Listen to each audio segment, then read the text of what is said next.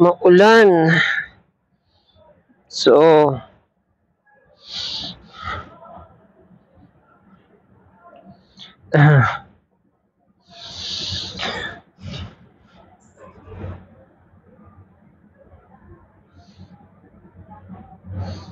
bakit merong ekstrang babae na empleyado na nakatayo sa mga parking lot? Ano yun? Tapos may isang lalaki na nagsabi, pabantay na lang. Pabantay ng ano?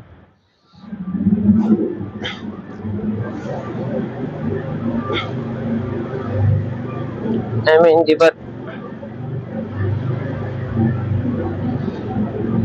pag nasa parking lot ano to? Yeah.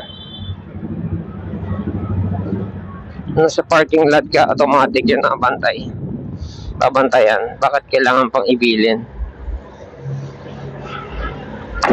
Meron bang potential na pwedeng mangyari kapag nasa parking lot ka na? I mean, this is an enclosed parking lot. May bubong, may gate, harap likod. Yun yung malaki yung yung gulong. And basa nga pala. Careful. Dulas. Ito yung mga madalasang aksidente. Aksidente, either ikaw ang ma-aksidente dahil madulas or ikaw ang sasalpukin dahil may nadulas. So, careful lang tayo.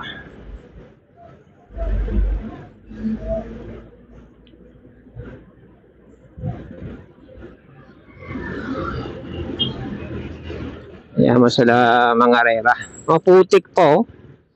At maputik. Saan galing yan? Uy, tuyo dito. For some reason. Medyo tuyo.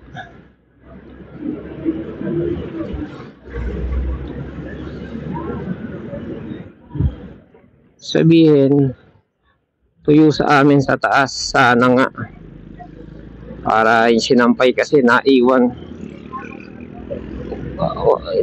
na nakasampay, maliban na uulan. Yan hopefully hindi umulan sa bahay. Ba't ako nakatutok dito sa truck? Kaya kasi alalay Alalay lang tayo. Kakarating din tayo sa pupuntahan. Natamad ako mamayang hapon. Merong invite. May pamangkin. Libre ni kuya. Sa pamangkin ko na gumraduate ng college. Tapos, hindi kasi kami close. And my deceased brother, yung isa ko pang kuya na mas matanda sa kuya ko manlilibre. Birthday niya noong ano ba ngayon, 24. Birthday niya kahapon, so double celebration. Ewan ko bakit sineselebrate pang birthday ng yumao na. Pilipino nga naman family member. Di nga sa lapid ng father ko, kalagay doon, your memories will remain in our hearts forever. Di ba? So, may memory na meron pang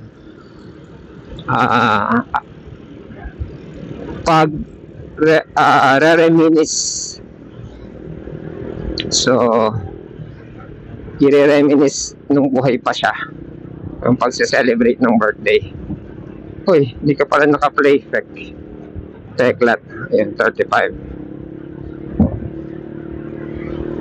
Medyo umulan din pala. Patay ang sinampay. Ay!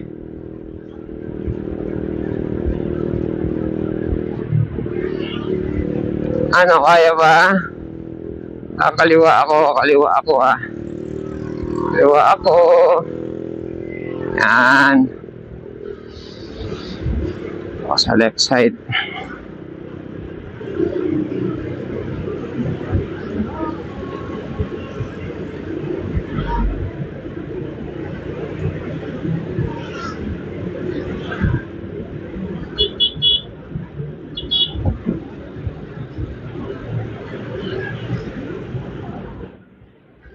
Na tayo kumaliwa sa hindi blind spot.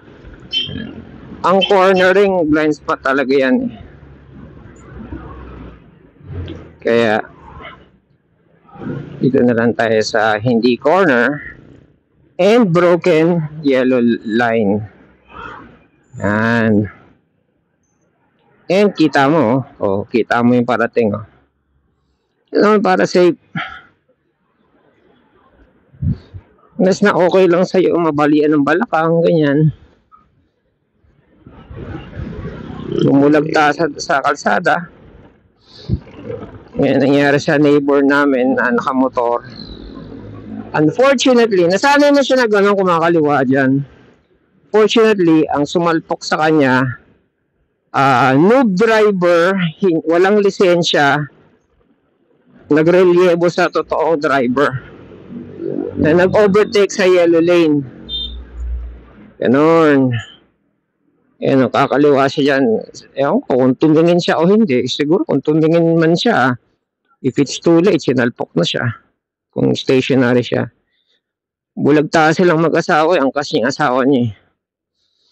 Bulagta tapos unconscious na nakabulagta sa daan. Ganon kalakas yung wasak yung motor niya. Ganon kalakas yung salpok kasi siyempre, bata pa, teenager lang, walang lisensya. Tapos paahon, siguro, bumirit, ganyan.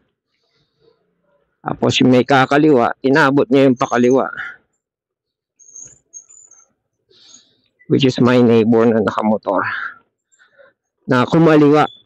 Kumaliwa siya eh. Pang-abot siya ng nung umovertake.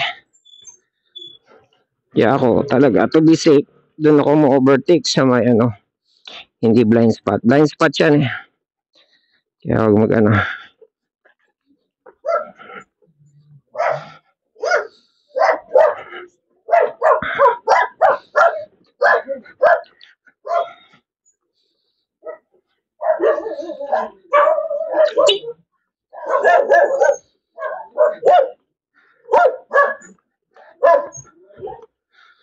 patay, malakas ang ulan. There goes our sinampay. Isang pantalon ko na yata yun. Sana pinasok ko na lang pala kanina. Ay, sinampay. Pero ligtas yung yung tubig sa pagdidilig.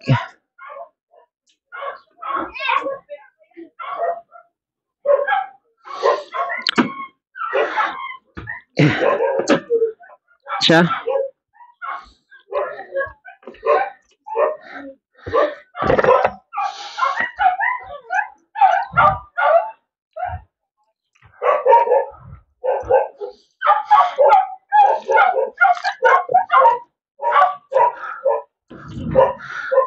Patay ang sinampay.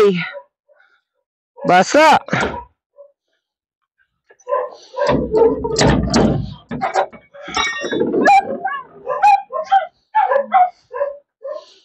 Basa ang sinampay.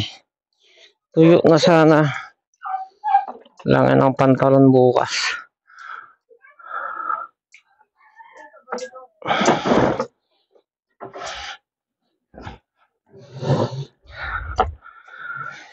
Excuse me.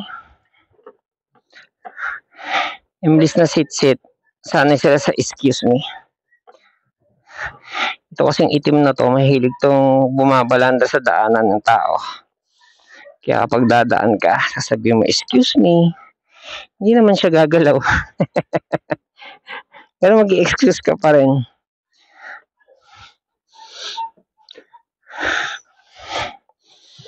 Especially pag pag may pagkain doon sa babalandra sa gitna. Para bang ito ako sa grasya malapit. Alright, see you later.